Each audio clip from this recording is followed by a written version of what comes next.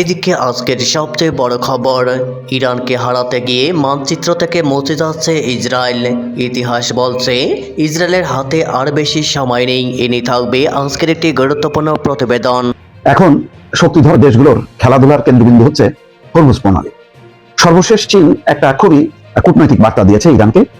সেখানে হরমুজ প্রণালী উন্মুক্ত রাখার দাবি করছে, কিন্তু একই সঙ্গে হরমুজ প্রণালীর উপর ইরানের সার্বভৌমত্ব এবং তাদের অধিকার সেটাও বজায় রাখার আহ্বান জানাইছে। অন্যদিকে ইরান হুঁশিয়ার করছে যে হরমুজ প্রণালীতে পুলিশ হইতে চাইলে মার্কিন জাহাজগুলি ডুববে। এদিকে আমেরিকাকে বিধ্বংসী জবাব চীন ও রাশিয়ার। চীন ও রাশিয়ার চাপে পিষ্ট আমেরিকা। এনে থাকবে আজকের একটি গুরুত্বপূর্ণ প্রতিবেদন।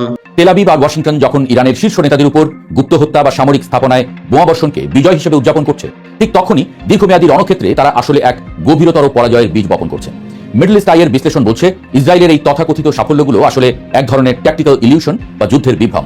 প্রতিপক্ষকে সাময়িকভাবে দুর্বল মনে হলেও দিন শেষে কৌশলগত শ্রেষ্ঠত্বের চাবিকাঠি এখন তেহরানের পকেটে। পশ্চিমের মারণাস্ত্র আর প্রযুক্তির দম্ভকে এক অদৃশ্য ও দীর্ঘমেয়াদী ক্ষয়িষ্ণু যুদ্ধের জালে আটকে ফেলেছে ইরান। এদিকে ইসরায়েলে বিরামহীন মিসাইলের ঢেউ। সবচেয়ে বিধ্বংসী অপারেশন শুরু করেছে ইরানি মিত্ররা। এনে থাকবে আজকের একটি গুরুত্বপূর্ণ প্রতিবেদন। ইরানকে বিপদে ফেলতে মরিয়া আমেরিকা, তবে ইরান তো পরাজিত জাতি নয়। ডোনাল্ড ট্রাম্পের পদক্ষেপের রীতিমতো ফুঁসে উঠল ইরান। শুধু তাই নয়, মার্কিন যুদ্ধজাহাজের দিকে তাক করা খামেনির ক্ষেপণাস্ত্র। হরমুজ প্রণালী সাথে এখনো কার্যত কিছুই করতে পারেনি আমেরিকা। কিছু করবে কিভাবে? হরমুজে তো আসতে হবে তাদের। এদিকে ট্রাম্পকে সরিয়ে দেওয়ার চেষ্টা, ক্ষমতা নেবেন জেডি ভ্যান্স। শিকারী এবার শিকার হতে চলেছেন। এনে থাকবে আজকের একটি গুরুত্বপূর্ণ প্রতিবেদন। চলমান ইরান যুদ্ধ ঘিরে বদলে যাচ্ছে বিশ্ব রাজনীতির চিত্র। এক হচ্ছে মুসলিম বিশ্ব, ইরানকে পূর্ণ সমর্থন জানালো সৌদি আরব। সৌদি সরকার জানিয়েছে বিপদে আপদে সর্বক্ষণ ইরানের পাশে থাকবে তারা। অন্যদিকে তুরস্ক দিয়েছে কঠিন হুঁশিয়ারি। তুরস্ক স্পষ্ট করে জানিয়েছে যুদ্ধে ইরান একা নয়, ইরানকে পূর্ণ সমর্থন দিয়ে কাঁধে কাঁধ মিলিয়ে যুদ্ধ করবে তুরস্ক। সকলেই কমেন্টে বলুন আলহামদুলিল্লাহ। এদিকে ইরানকে দুর্বল করা গেল না, লক্ষ্য অর্জনে ব্যর্থ যুক্তরাষ্ট্র ও ইসরায়েল। এনে থাকবে আজকের একটি গুরুত্বপূর্ণ প্রতিবেদন। ইরান যুদ্ধ নিয়ে ক্রমে দ্বিধা বিভক্ত হচ্ছে মার্কিন নাগরিকরা। প্রেসিডেন্টের সঠিক লক্ষ্য না থাকায় বিভ্রান্তি বাড়ছে মার্কিন প্রশাসনেও। মার্কিন নাগরিকরা বলছেন আফগানিস্তান বা ইরাকে হামলার পক্ষে যেভাবে জনসমর্থন আদায় করা হয়েছিল ইরান যুদ্ধের ক্ষেত্রে তা করেননি ট্রাম্প। ভোররাতের নিস্তব্ধতা ভেঙে যখন বৈরুট কিংবা গাজার আকাশ আগুনের গোলায় উজ্জ্বল হয়ে ওঠে, তখন সেটি কেবল একটি সামরিক অভিযান থাকে না, বরং তা হয়ে দাঁড়ায় এক শতাব্দীর পুরনো এক মানচিত্র আঁকার নেশা। পর্দার আড়ালে তখন চলে এক ভয়ঙ্কর দাবার চাল। একদিকে ইসরায়েলি প্রধানমন্ত্রী বেনিয়ামিন নেতানিয়াহুর রাজনৈতিক অস্তিত্ব রক্ষার লড়াই, অন্যদিকে মধ্যপ্রাচ্যের বুক চিরে এক বিশাল সাম্রাজ্য বা গ্রেটার ইসরায়েল গড়ার স্বপ্ন। এই স্বপ্ন আর বাস্তবতার মাঝখানে এখন একমাত্র অভেদ্য প্রাচীর হয়ে দাঁড়িয়ে আছে ইরান। হোয়াইট হাউসের ওভাল অফিসে যখন ডোনাল্ড ট্রাম্প ইরানকে সময়সীমা বেঁধে দেন, তখন অতলান্তিকের ওপার থেকে ফোন আসে নেতানিয়াহুর। সুরটা ছিল স্পষ্ট, কোনোভাবেই যেন তেহরানের সঙ্গে সন্ধি না হয়। বিশ্লেষকদের মতে লেবানন বা গাজার যুদ্ধ কেবল স্থানীয় কোনো সংঘাত নয়, এটি বৃহত্তর এক নীল নকশার অংশ। নেতানিয়াহু জানেন যুদ্ধ থামলে তার রাজনৈতিক ক্যারিয়ারে ইতি পড়বে, আর যুদ্ধ চললে হয়তো বাস্তবায়িত হবে সেই প্রাচীন জায়নবাদী মানচিত্র যা নীল নদ থেকে ফোরাত পর্যন্ত বিস্তৃত। এই গ্রেটার ইসরায়েল প্রকল্প কেবল ধর্মীয় আবেগ নয়, এটি আধুনিক ভূ রাজনীতির এক আগ্রাসী বিস্তার। 1967 সালের পর থেকে ফিলিস্তিনের ভিটেমাটি থেকে উচ্ছেদ করা কিংবা গোলান মালভূমি দখল করা সবই ছিল এই মহাপ্রকল্পের প্রাথমিক ধাপ। এখন তাদের নজর সিরিয়ার রাজধানী দামেস্ক থেকে শুরু করে জর্জের নদীর উর্বর তটরেখা পর্যন্ত। ইসরায়েলের নীতি নির্ধারকেরা বিশ্বাস করেন মধ্যপ্রাচ্যে তাদের একচ্ছত্র সামরিক আধিপত্য প্রতিষ্ঠা করতে গেলে চারপাশের রাষ্ট্রগুলোকে দুর্বল করে নিজেদের সীমানা বাড়াতেই হবে। কিন্তু এই অগ্রযাত্রার পথে সবচেয়ে বড় কাঁটা হয়ে বিঁধে আছে ইরান। ইসরায়েল গত কয়েক দশকে তার অনেক শত্রুকে কব্জা করতে পারলেও ইরান এখনো এক রহস্যময় আর অটল শক্তি। ওয়াশিংটনকে প্ররোচিত করে ইরানকে সরাসরি যুদ্ধে টেনে আনার সর্বাত্মক চেষ্টা চালিয়েছে তেল আবিব, কিন্তু তেহরানের ক্ষেপণাস্ত্রের গর্জন আর ড্রোন প্রযুক্তির সামনে ইসরায়েলের লৌহ বর্ম যেন বারবার কেঁপে উঠছে। আমেরিকার সরাসরি সাহায্য ছাড়া ইরানকে রুখে দেওয়ার যে কার্যত অসম্ভব, তা এখন সমরবিদদের কাছে দিনের আলোর মতোই পরিষ্কার। ইসরায়েল কেবল মধ্যপ্রাচ্যে সীমাবদ্ধ থাকতে চায় না, তাদের উচ্চাকাঙ্ক্ষা এখন লোহিত সাগর পেরিয়ে আফ্রিকার সোমালিয়া পর্যন্ত। বিভিন্ন আরব রাষ্ট্রের সাথে আব্রাহাম অ্যাকর্ড বা সম্পর্ক স্বাভাবিক করার চুক্তির আড়ালে মূলত একটি গোয়েন্দা ও সামরিক জাল বেছানো হচ্ছে। তারা চায় এমন এক আঞ্চলিক নিরাপত্তা বলয় যেখানে আরব দেশগুলোর মাটিতে বসে ইসরায়েলি সেনারা যখন তখন প্রতিবেশী যে কারো উপর হামলা চালাতে পারবে, অর্থাৎ পুরো অঞ্চলটি হবে ইসরায়েলের একচ্ছত্র চারণভূমি। তবে রণক্ষেত্রের বাইরের চিত্রটা ইসরায়েলের জন্য ক্রমেই ধূসর হয়ে আসছে। ইরানের হাতে থাকা হরমুজ প্রণালীর নিয়ন্ত্রণ বিশ্ব অর্থনীতির নাড়ি চেপে ধরেছে। যদি ইরান এই রুট বন্ধ করে দেয়, তবে বিশ্ববাজারে জ্বালানি তেলের হাহাকার নেতানিয়াহুর সমস্ত রণকৌশলকে ধূলিসাৎ করে দিতে পারে। তলোয়ারের চেয়েও এখানে তেলের দাম বেশি শক্তিশালী হয়ে উঠেছে, যা গ্রেটার ইসরায়েল প্রকল্পের পথে এক বিশাল অর্থনৈতিক বাধা। সবচেয়ে বড় নাটকীয় মোড় আসতে পারে খোদ ওয়াশিংটন থেকে। হোয়াইট হাউসের নিঃশর্ত সমর্থন ছাড়া ইসরায়েলের এই দাপট টিকে থাকা কঠিন। কিন্তু খোদ আমেরিকার জনমত এখন ইসরায়েলের এই আগ্রাসনের বিরুদ্ধে কথা বলতে শুরু করেছে। বিশেষ করে তরুণ প্রজন্ম আর মানবাধিকার কর্মীদের চাপ ওয়াশিংটনকে বাধ্য করতে পারে তাদের পুরনো অবস্থান থেকে সরে আসতে। যদি আগামী নির্বাচনে হোয়াইট হাউস ইসরায়েল বিরোধীদের পাল্লা ভারী হয়, তবে নেতানিয়াহুর সাম্রাজ্যবাদী স্বপ্ন তাসের ঘরের মতো ভেঙে পড়বে। ইতিহাস সাক্ষী, কোনো আধিপত্যবাদী চিরকাল টিকে থাকে না।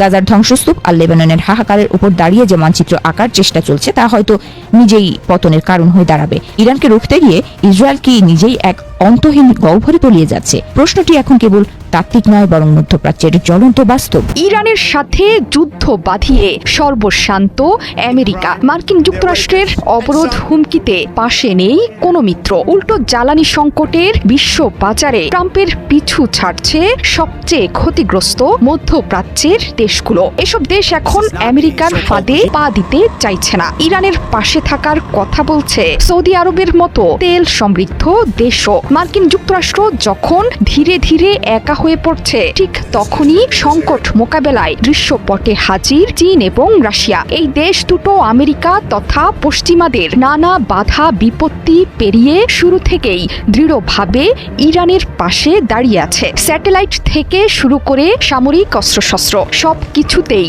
ইরান যুদ্ধে পালন করছে সক্রিয় ভূমিকা। এবার বিশ্বজুড়ে চলমান তেল সংকটেও সম্মুখ সারিতে চীন এবং রাশিয়া। ইরানকে নিয়ে হুঙ্কার ছেড়েছেন শি জিনপিং এবং রুশ পররাষ্ট্রমন্ত্রী সের্গেই লাভরভ। বুধবার চীনের প্রেসিডেন্ট শি জিনপিং এর সাথে সাক্ষাৎ করেন রুশ পররাষ্ট্রমন্ত্রী সের্গেই লাভরভ। এই বৈঠকে মধ্যপ্রাচ্যের যুদ্ধে বৈশ্বিক জ্বালানি সরবরাহ বড় সংকটের মুখে পড়ায় চীনকে সহযোগিতার প্রস্তাব দেয় রাশিয়া। এ নিয়ে রুশ পররাষ্ট্রমন্ত্রী বলেছেন, চীন সহ যেসব দেশ পারস্পরিক ও সমান সুবিধার সঙ্গে মস্কোর সাথে কাজ করতে আগ্রহী, তাদের চলমান ঘাটতি পূরণে আগ্রহী রাশিয়া। ইরানকে ঘিরে মার্কিন যুক্তরাষ্ট্রের আগ্রাসী যুদ্ধের অর্থনৈতিক প্রভাব মোকাবিলায় সক্ষম চীন রাশিয়া। লাভরভের মতে রাশিয়া চীন সম্পর্ক যে কোনো ঝড়ের মধ্যেও অটুট। সৌভাগ্যবশত দুই দেশই বর্তমানে ব্যবহৃত, সংরক্ষিত এবং পরিকল্পিত সব সক্ষমতার মাধ্যমে চলমান আগ্রাসী পরিস্থিতির ওপর নির্ভরশীলতা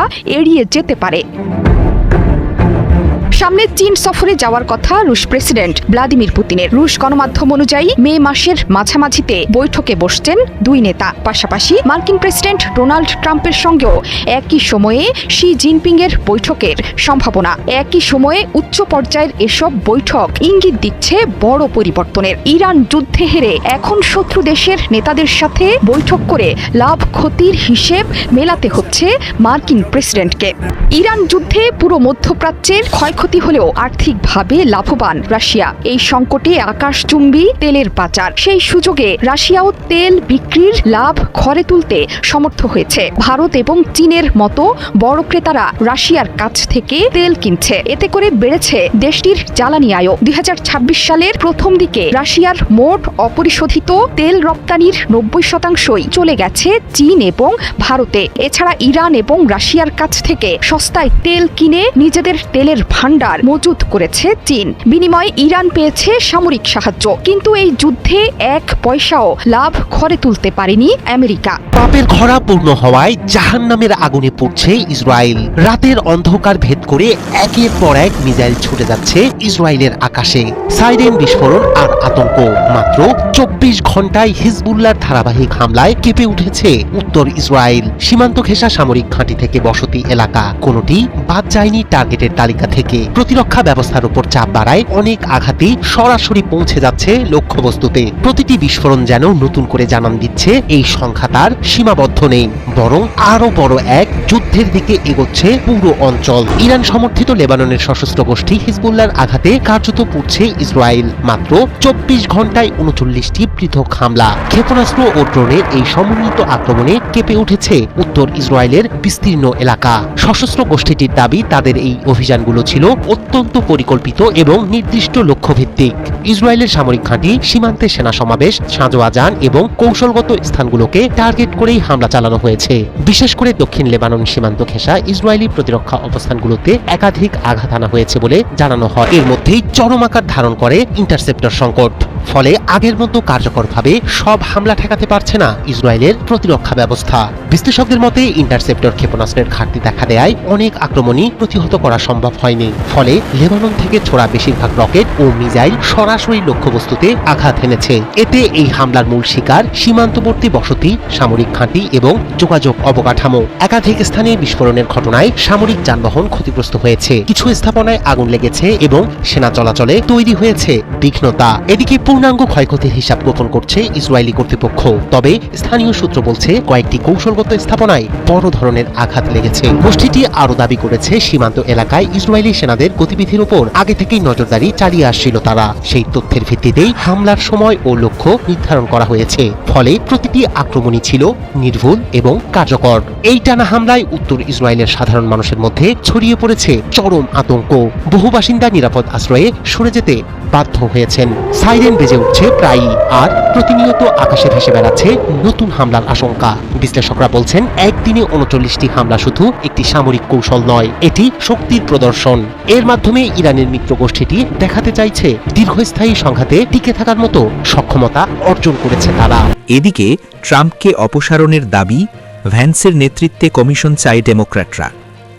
যুক্তরাষ্ট্রের কংগ্রেসে ডেমোক্র্যাট সদস্যরা ভাইস প্রেসিডেন্ট জেডি ভ্যান্সের সঙ্গে যৌথভাবে একটি কমিশন গঠনের প্রস্তাব দিয়েছেন, যার উদ্দেশ্য হবে 25তম সংশোধনী অনুযায়ী ডোনাল্ড ট্রাম্পকে প্রেসিডেন্ট পদ থেকে অপসারণের উপযুক্ততা মূল্যায়ন করা। প্রস্তাব অনুযায়ী প্রেসিডেন্ট ট্রাম্প বর্তমানে দায়িত্ব পালনের জন্য মানসিক ও প্রশাসনিকভাবে সক্ষম কিনা তা যাচাই করেই পরবর্তী সিদ্ধান্ত নেওয়া হবে। হাউস জুডিশিয়ারি কমিটির শীর্ষ ডেমোক্র্যাট সদস্য জেমি রাস্কিন মঙ্গলবার এই প্রস্তাব আনুষ্ঠানিকভাবে উত্থাপন করেন।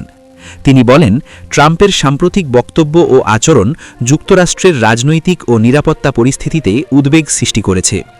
বিশেষ করে ইরানকে উদ্দেশ্য করে দেওয়া কঠোর হুমকি এবং সামাজিক যোগাযোগ মাধ্যমে নিজেকে যীশুখ্রিস্টের মতো উপস্থাপনের বিষয়টি নিয়ে সমালোচনা বাড়ছে। রাস্কিনের অভিযোগ অনুযায়ী ট্রাম্প বলেছেন, ইরান তার দাবি না মানলে দেশটির পুরো সভ্যতা ধ্বংস করে দেওয়া হবে। পাশাপাশি সামাজিক যোগাযোগ মাধ্যমে প্রকাশিত একটি পোস্টে তাকে যীশুখ্রিস্টের রূপে চিত্রিত করাও বিতর্কের জন্ম দিয়েছে। ডেমোক্র্যাট ও অন্যান্য বিরোধী রাজনৈতিক নেতা, যার মধ্যে সিআইএর সাবেক পরিচালক জন ব্রেনানও রয়েছেন, দাবি করছেন যে ৭৯ বছর বয়সী প্রেসিডেন্টের কার্যক্ষমতা নিয়ে গুরুতর প্রশ্ন উঠেছে। তাদের মতে তিনি আর দেশের সর্বোচ্চ দায়িত্ব পালনের জন্য উপযুক্ত নন। প্রস্তাব অনুযায়ী ভাইস প্রেসিডেন্ট ও মন্ত্রিসভার সঙ্গে সমন্বয়ে একটি স্বাধীন মূল্যায়ন কমিশন গঠন করা হবে। এই কমিশন প্রেসিডেন্টের শাসন ক্ষমতা যাচাই করে প্রয়োজনীয় সাংবিধানিক পদক্ষেপের বিষয়ে সুপারিশ দেবে। কমিশনের কাঠামোতে থাকবে সাবেক নির্বাহী শাখার 4 জন অভিজ্ঞ কর্মকর্তা, 4 জন চিকিৎসক এবং 4 জন মনোরোগ বিশেষজ্ঞ। এদের মধ্য থেকে একজন চেয়ারম্যান নির্বাচন করা হবে। তবে বর্তমান সরকারি কর্মকর্তা বা নির্বাচিত প্রতিনিধি কেউ এতে অন্তর্ভুক্ত হতে পারবেন না। রাস্কিন বলেন, 1967 সালে 25তম সংশোধনী যুক্ত হওয়ার সময়ই এমন একটি কাঠামো থাকা উচিত ছিল। তার মতে সরকারের ধারাবাহিকতা ও স্থিতিশীলতা নিশ্চিত করতে এই ধরনের সংস্থা এখন অত্যন্ত প্রয়োজনীয় হয়ে উঠেছে। ডেমোক্রেটদের দাবি, সংবিধান অনুযায়ী প্রেসিডেন্ট যদি দায়িত্ব পালনে অক্ষম বলে ভাইস প্রেসিডেন্ট ও মন্ত্রিসভার অধিকাংশ সদস্য মনে করেন, তবে তাকে অপসারণ করা সম্ভব। প্রস্তাবিত কমিশন সেই সিদ্ধান্ত গ্রহণ প্রক্রিয়াকে সহায়তা করবে। অন্যদিকে রিপাবলিকান নিয়ন্ত্রিত হাউসে এই প্রস্তাব পাশ হওয়ার সম্ভাবনা খুবই কম বলে রাজনৈতিক বিশ্লেষকরা মনে করছেন। অতীতেও একই ধরনের উদ্যোগ ব্যর্থ হয়েছে। এর আগে জো বাইডেনের শাসনকালেও তার শারীরিক ও মানসিক সক্ষমতা নিয়ে একই ধরনের বিতর্ক তৈরি হয়েছিল। তখন কিছু রিপাবলিকান সদস্য ভাইস প্রেসিডেন্ট কমলা হ্যারিসকে মন্ত্রিসভার বৈঠক ডেকে বাইডেনকে অপসারণের আহ্বান জানিয়েছিলেন, যদিও তা ভোটে যায়নি। শেষ পর্যন্ত 2024 সালের নির্বাচনে ডোনাল্ড ট্রাম্প কমলা হ্যারিসকে পরাজিত করে দ্বিতীয় মেয়াদে হোয়াইট হাউসে ফিরে আসেন। তথ্যসূত্র দ্য গার্ডিয়ান। এদিকে ইরানকে দুর্বল করা গেল না, লক্ষ্য অর্জনে ব্যর্থ যুক্তরাষ্ট্র ও ইসরায়েল। মধ্যপ্রাচ্যে ইরানকে ঘিরে চলমান সংঘাতে সাময়িক ক্ষেত্রে কিছু সাফল্য পেলেও বৃহত্তর রাজনৈতিক যুদ্ধে পিছিয়ে পড়েছে যুক্তরাষ্ট্র ও ইসরায়েল, এমন বিশ্লেষণ উঠে এসেছে আন্তর্জাতিক গণমাধ্যমে। বিশ্লেষক ফেরাজ আবু হেলালের এক প্রতিবেদনে বলা হয়েছে, যুদ্ধ সাময়িকভাবে থেমে যাওয়ার পর কে জিতল, এই প্রশ্ন এখন রাজনৈতিক ও জনমত পর্যায়ে ব্যাপক আলোচনার বিষয় হয়ে দাঁড়িয়েছে। ইরানের রাজনীতিবিদরা যেমন নিজেদের বিজয় দাবি করেছেন, তেমনি যুক্তরাষ্ট্রের প্রশাসনও সাফল্যের কথা বলছে। প্রতিবেদনে বলা হয়, আধুনিক যুদ্ধের ফলাফল আগের মতো স্পষ্ট নয়। দ্বিতীয় বিশ্বযুদ্ধ পরবর্তী সময়ে মানবাধিকার ও আন্তর্জাতিক আইনের ধারণা প্রতিষ্ঠার পর যুদ্ধের জয় পরাজয় নির্ধারণ আরও জটিল হয়ে উঠেছে। এখন হৃদয় ও মন জয় ধারণাটি গুরুত্বপূর্ণ হয়ে উঠেছে, যা প্রথমে স্পষ্টভাবে দেখা যায় ভিয়েতনাম যুদ্ধ এবং পরবর্তীতে ইরাক ও আফগানিস্তান যুদ্ধে। বিশ্লেষণে বলা হয়, যুক্তরাষ্ট্র ও ইসরায়েল সাময়িকভাবে কিছু কৌশলগত সাফল্য অর্জন করেছে, যেমন ইরানের গুরুত্বপূর্ণ সামরিক ও রাজনৈতিক ব্যক্তিদের হত্যাকাণ্ড এবং অবকাঠামো ক্ষতি সাধন। তবে এসব সাফল্য রাজনৈতিক অর্জনের রূপ নিতে পারেনি। অন্যদিকে ইরান দেখাতে সক্ষম হয়েছে যে তাদের রাষ্ট্রীয় কাঠামো ও সামরিক নিয়ন্ত্রণ ব্যবস্থা অক্ষুণ্ণ রয়েছে। পাশাপাশি তারা হরমুজ প্রণালী এর উপর প্রভাব বাড়িয়ে নিজেদের কৌশলগত অবস্থান শক্তিশালী করেছে, যা বৈশ্বিক অর্থনীতিকে চাপ সৃষ্টি করেছে। এখন শক্তিধর দেশগুলোর খেলাধুলার কেন্দ্রবিন্দু হচ্ছে হরমুজ প্রণালী। সর্বশেষ চীন একটা খুবই কূটনৈতিক বার্তা দিয়েছে ইরানকে। সেখানে হরমুজ প্রণালী উন্মুক্ত রাখার দাবি করছে, কিন্তু একই সঙ্গে হরমুজ প্রণালীর উপর ইরানের সার্বভৌমত্ব এবং তাদের অধিকার সেটাও বজায় রাখার আহ্বান জানিয়েছে। অন্যদিকে ইরান হুঁশিয়ার করছে যে হরমুজ প্রণালীতে পুলিশ হইতে চাইলে মার্কিন জাহাজগুলি ডুববে। এই হুমকি দিচ্ছে যখন চীন আহ্বান জানাচ্ছে। চীনের একটা না ঘাটকা একটা অবস্থান থাকলেও তারা মূলত ইরানের অবস্থানকে সমর্থন করেও পরিস্থিতি বিবেচনা করছে যে যেভাবে অবরোধ তৈরি করছে আমেরিকা, তাতে ইরান যথেষ্ট বেকায়দায় পড়ছে। কারণ ইরানের সঙ্গে চীনের একটা গভীর বাণিজ্যিক সম্পর্ক আছে। ইরানের সিংহভাগ তেলের ক্রেতা হচ্ছে চীন। সেই চীনের জাহাজগুলিও ছাড় দেবে না আমেরিকা। তো চীন এই ইস্যুতে সংঘাতে জড়াতে চায় না, তবে হুঁশিয়ারি দিয়েছে যে এই অবরোধের। আবার একই সঙ্গে চীন যাতে হরমুজ প্রণালী উন্মুক্ত রাখে সেই আহ্বান জানিয়েছে। হরমুজ প্রণালী যদি উন্মুক্ত রাখে তাহলে আর সেই আলোচনা দরকার পড়বে না, কিন্তু হরমুজ প্রণালীকে ধরেই ইরান তার দাবি আদায় করতে চায়। তার দাবির মধ্যে সবচেয়ে বড় দাবি হচ্ছে ইরানের উপর আন্তর্জাতিক নিষেধাজ্ঞা। সেই নিষেধাজ্ঞার কারণে ইরানের সঙ্গে বহু দেশ বাণিজ্য করতে পারে না, ইরান তার পণ্য অন্য দেশে বিক্রি করতে পারে না। এই মুক্তিটা চায় এবং এই নিষেধাজ্ঞার কারণে ইরানের অর্থনৈতিক অবস্থা, জিনিসপত্রের দাম, ইরানের ব্যবসা বাণিজ্য, শিল্প উৎপাদন সবই প্রায় ভঙ্গুর অবস্থায় পড়েছে বা চরমভাবে ক্ষতিগ্রস্ত হচ্ছে। তাকে শুধুমাত্র নির্ভর করতে হচ্ছে চীন এবং রাশিয়ার উপর, কারণ রাশিয়া চীন এই আমেরিকার নিষেধাজ্ঞা মানে না। এখানে বলা হচ্ছে যে হরমুজ প্রণালী উন্মুক্ত রাখার আন্তর্জাতিক সম্প্রদায়ের একনিষ্ঠ দাবি বলে মন্তব্য করেছেন চীনের পররাষ্ট্রমন্ত্রী এক ফোন আলাপে জানাইছে ইরানের পররাষ্ট্রমন্ত্রীর সঙ্গে চীনের পররাষ্ট্রমন্ত্রী ওয়াং ই। আব্বাস আরাগচির সঙ্গে তিনি আলাপকালে ওয়াং ই বলেন, হরমুজ প্রণালীর উপকূলীয় দেশ হিসেবে ইরানের সার্বভৌমত্ব, নিরাপত্তা এবং ন্যায়সঙ্গত অধিকারের প্রতি সম্মান জানানো উচিত। তবে একই সঙ্গে এই প্রণালীতে জাহাজ চলাচলের স্বাধীনতা এবং নিরাপত্তা নিশ্চিত করা দরকার। চীনের পররাষ্ট্রমন্ত্রী বলছেন, বর্তমান পরিস্থিতি এখন যুদ্ধ ও শান্তির এক সংকটময় সন্ধিক্ষণে দাঁড়িয়েছে। তবে তিনি আশা প্রকাশ করেন শান্তির একটা সুযোগ তৈরি হচ্ছে। এদিকে চীনের দেওয়া বিবৃতিতে জানানো হয়, ইরানের পররাষ্ট্রমন্ত্রী আব্বাস আরাগচি জবাবে বলেছেন তাদের শান্তিপূর্ণ আলোচনার মাধ্যমে একটা যৌক্তিক এবং বাস্তবসম্মত সমাধান খুঁজতে আগ্রহী। আর এদিকে যে অবরোধের নামে আমেরিকার যে কর্মকাণ্ড, সেই কর্মকাণ্ডকে হুঁশিয়ারি দিয়েছে ইরান। বলেছে যে পুলিশ হইতে চাইলে মার্কিন জাহাজগুলি ডুববে। ইরানের নতুন সর্বোচ্চ নেতা মুস্তফা আলী খামেনির সামরিক উপদেষ্টা মহসিন রেজাই হুঁশিয়ারি দিয়েছেন যে কৌশলগতভাবে গুরুত্বপূর্ণ সমুদ্রপথ হরমুজ প্রণালীতে যদি যুক্তরাষ্ট্র পুলিশের ভূমিকা পালন করতে চায়, তবে সেখানে মার্কিন জাহাজগুলো ডুবিয়ে দেওয়া হবে এবং এটা টার্গেট করে ক্ষেপণাস্ত্র ছুড়লে কিন্তু আমেরিকার পক্ষে ওই সমুদ্রে অবস্থান করা কঠিন হয়ে যাবে। গত 28 ফেব্রুয়ারি ইরানে হামলা চালায় যুক্তরাষ্ট্র এবং ইসরায়েল। এর পরপরই হরমুজ প্রণালীতে জাহাজ চলাচল বন্ধ করে দেয় তেহরান। এখন এই প্রণালী আর ইরানের বন্দরগুলোতে নৌ অবরোধ আরোপ করে রেখেছে যুক্তরাষ্ট্র। মানে হরমুজ প্রণালী বন্ধ করে দিচ্ছে আর ওই হরমুজ প্রণালী অবরোধ করে রেখে দিচ্ছে যুক্তরাষ্ট্র। এই পরিস্থিতিতে রাষ্ট্রীয় টিভিতে মহসিন রেজাই বলেন, ট্রাম্প হরমুজ প্রণালীতে পুলিশ হতে চায়। এটা কি আপনার কাজ? এটা কি যুক্তরাষ্ট্রের মতো শক্তিশালী একটি সামরিক বাহিনীর কাজ? মহসিন রেজাই সতর্ক করেন, আপনাদের জাহাজগুলো অবরোধ কার্যকর করতে নজরদারি করা যেসব জাহাজ, আপনাদের জাহাজগুলো আমাদের প্রথম ক্ষেপণাস্ত্রের আঘাতেই ডুবতে পারে।